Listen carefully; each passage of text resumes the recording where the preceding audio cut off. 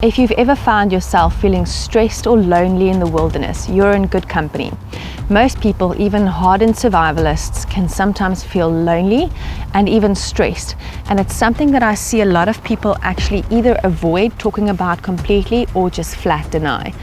It's okay to feel lonely sometimes. It's even okay to feel highly stressed, especially in adverse or really severe weather, or when things have just gone wrong. And when they do go wrong, they go wrong in a weird way. And once something's gone wrong, it seems to just compound and everything thereafter goes wrong. So I'm going to discuss with you a couple of tips and tricks that I've learned along the way on how to deal with loneliness and how to deal with stress, especially in extreme weather or adverse conditions. I'm Clarice. Welcome to the Live Ready channel.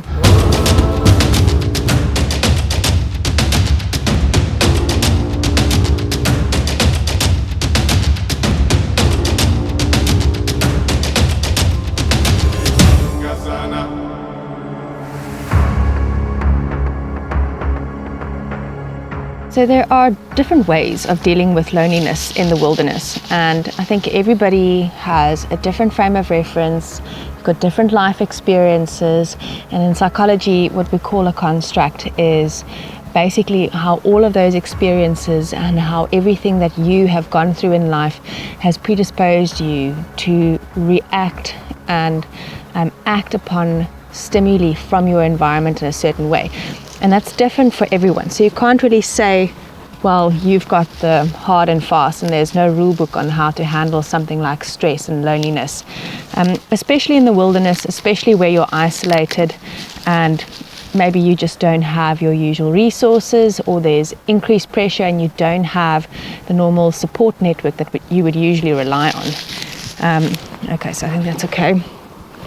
Oh, before I go any further, this is Hunter, who's fast asleep at the moment.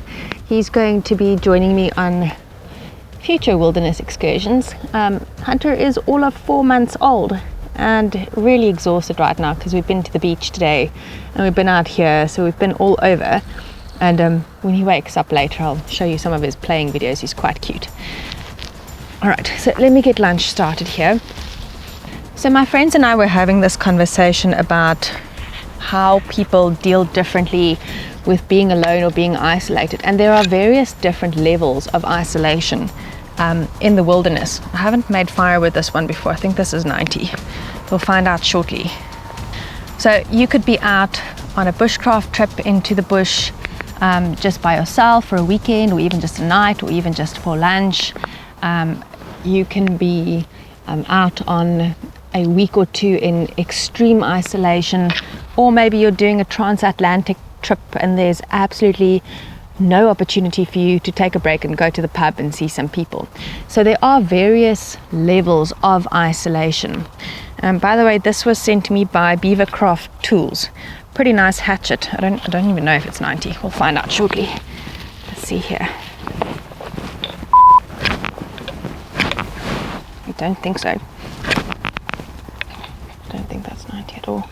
Okay, that'll work. Problem solving on the spot. Okay, there we go. We have got fire. Now, just by the way, I don't actually advocate for using the sharp end of your blade to start fires. It's just because I didn't actually manage with the spine in this case. So then make a plan. So I use the blade. So it's fine. Try not to do it in general though. I don't have my usual knife on me today. Just got an EDC. Anyway. Okay, so like I was saying, for the guy who's doing a transatlantic trip, there just aren't options to go out. And different people, depending on their different life experiences, are going to be willing and able to put themselves through different kinds of circumstances and different kinds of experiences, depending on what they think they're capable of. Now, sometimes we do take on a bit more than what we're used to, and that's fine. It's good to challenge yourself. But it's also good to know what to do when you find yourself in a situation where you actually feel stressed and you feel lonely, and how to deal with those feelings, because it's important. Mentality and survival is absolutely everything. Smoking my poor dog out here, and myself. Now, you can be the most hardened survivalist, But under really adverse, stressful circumstances, you can still find yourself struggling to cope. So what I was saying is most people have different ways of dealing with stress, and most people have different capacities of dealing with loneliness and the stress that comes with that. It's funny how once the first thing has gone wrong, it starts snowballing. So on a recent trip, I got caught up in some really severe weather. I had my base camp tent set up, had my vehicle there, and having checked the weather forecast beforehand, I was supposed to be able to get a bit of a gap in the weather, and most of the snow would have melted or washed away with a bit of rain, and I would have been able to film a whole lot more than what I did actually manage. Now, having snowed in, my vehicle also got stuck, and that was okay, I can get out of here because my vehicle is here. Failing that, I had to hike up to a cabin. Luckily it wasn't that far away, but it does put you under stress when you are suddenly caught in weather that's much worse than what you thought it was going to be. You're supposed to be doing guard duty, by the way. Now I'm sitting here listening to all these sounds and you're fast asleep. Anyway, failing being able to exit in my vehicle, I would have to hike out.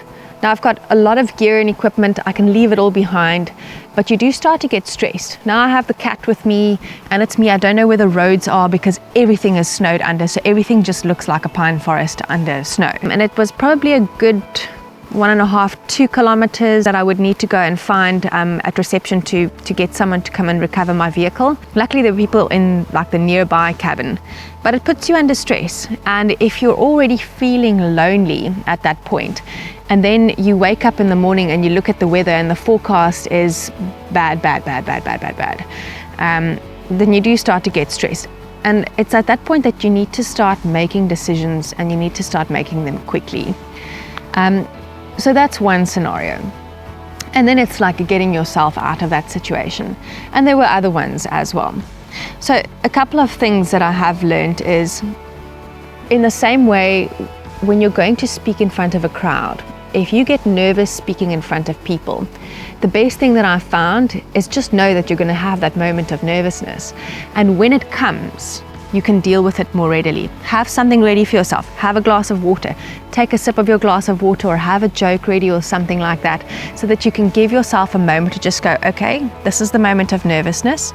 I know this was coming, right? Now I can move through it, and you can get past it a lot easier than if you were trying to just go, well, I'm nervous anyway. In the same way, dealing with stress or loneliness in the wilderness, because they're two really, they can seem like there's no relation between the two, but loneliness predisposes you to stress. And if you're stressed and you don't have support, you can very quickly start feeling lonely, especially in the long term, if you're isolated for long periods of time. So one of the best things that I've found is to just plan something for yourself to get yourself through that moment.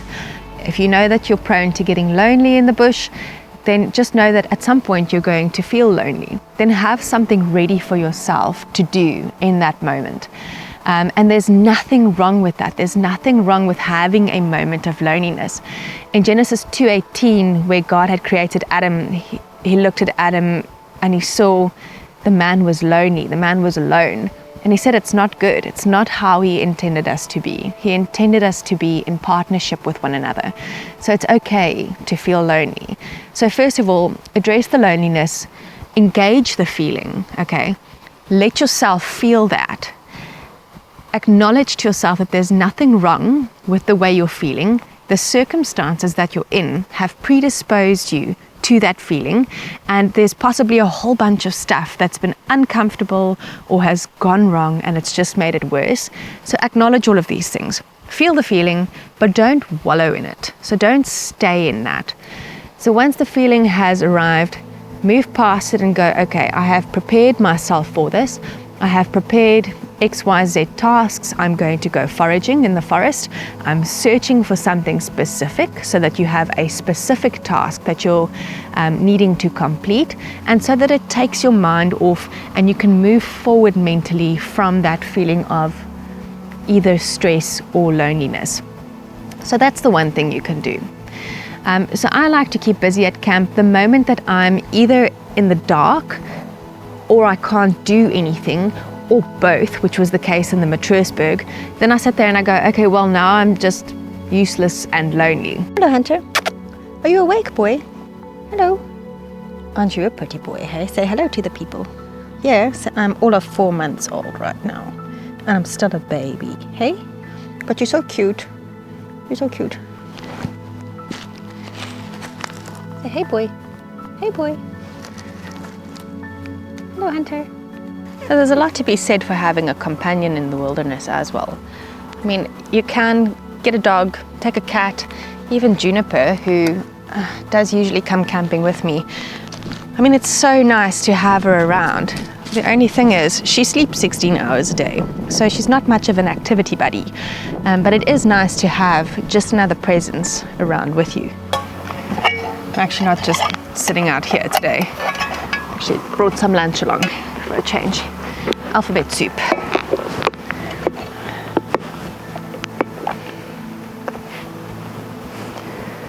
And we actually just even need to warm it. There we go. So anyway, what I was saying is, don't feel bad if you start to feel lonely. It's part of life, and you don't have to feel like you have to deny it either. And being stressed under extreme circumstances, in extreme conditions where, and let's be honest, to some of the remote places that we go, we do actually put ourselves at risk. It is to an extent quite dangerous. And you should have an inherent reaction of self-preservation that pops up. By the way, Hunter's given up on the smoke. Come, boy. He's not so keen on the smoke.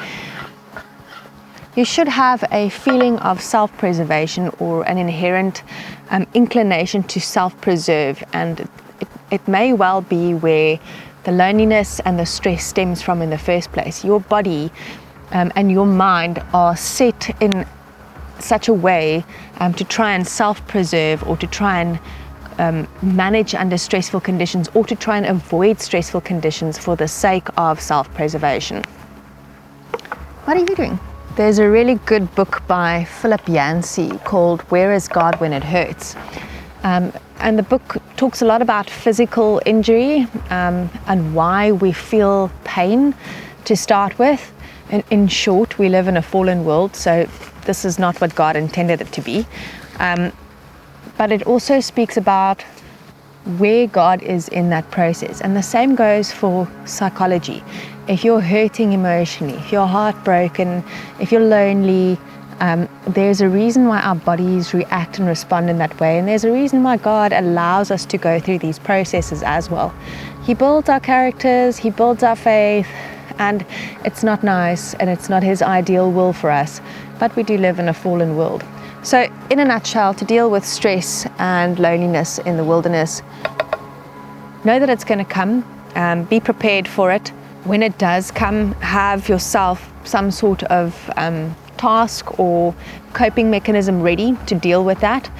Engage the feeling, let yourself feel lonely, move on from it, and make decisions as is necessary. When I was doing the survival instructor course last year, there was a time when I was like completely soaked. I had landed up building a camp in, you'd never say that it would completely flood. It was actually on higher ground than some of the lower lying areas around. And for some reason, the ground just saturated so much that it was just water all over the place. And I was wading through water up to like mid-shin, got stung by a scorpion in the middle of the night. Didn't have the resources I usually had for that kind of, let's call it an adventure. But all in all, you end up being cold all night. That it was like building camp or living in a swamp. Luckily, I'd raised my bed from the ground, so I ended up sleeping dry, but being soaked to the core, being cold. My fire was out. Then it was dark. Now you're trying to like make fire in the dark with minimal resources. I had a ferro rod to make fire with. In those kinds of conditions with no light. So I ended up just staying busy all night. And then I think I don't know, guessing, it must have been around 4 o'clock. I think I took a nap between 4 and 5 a.m., got up at 5 a.m. again and started trying to make a fire again. It's just like constantly motivating yourself, constantly staying busy. And it's mentally exhausting. It's really exhausting. But it's not a bad experience all in all. My soup is looking pretty good here. There we go. And cheers to alphabet soup. Hope you guys have enjoyed this video.